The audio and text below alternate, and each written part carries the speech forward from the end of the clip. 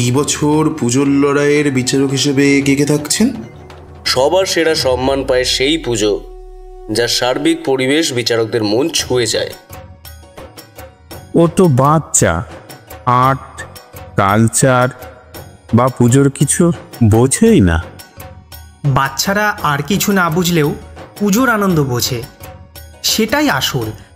আমি তো প্রত্যেক বছর বাবা মায়ের সঙ্গে এই পুজোটা দেখতে আসি, খুব ভাল লাগে। এবার আমরা যাব দক্ষিণ কলকাতার 4টে পুজো দেখতে।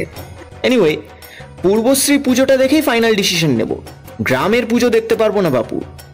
না, ওই লাইট হাউসের আইডিয়াটা ভালো, কিন্তু অত জোরালো আলো রাস্তায় পড়া ঠিক নয়।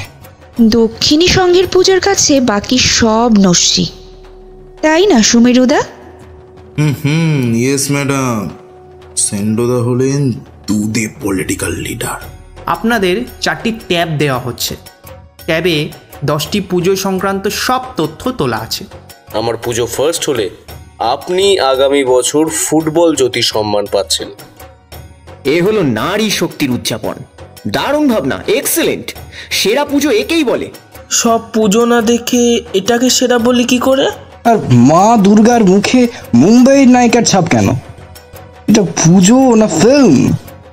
জায়গাটা পিনকোডের হিসেবে কলকাতায় হলেও আদতে গ্রাম, তবে পুজোটা আন্তরিকভাবে করেছে।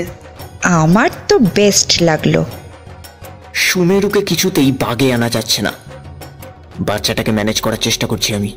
50 লাখ টাকার কন্ট্রাক্ট বাবা, মনে রেখো কিন্তু। আমাদের পুজো দেখতে যাবে তো? আমাদের পুজোটা রাস্তার ওদিকে, চলে এসো। কে? আমাদের ঠাকুরটা দেখতে যাবে না?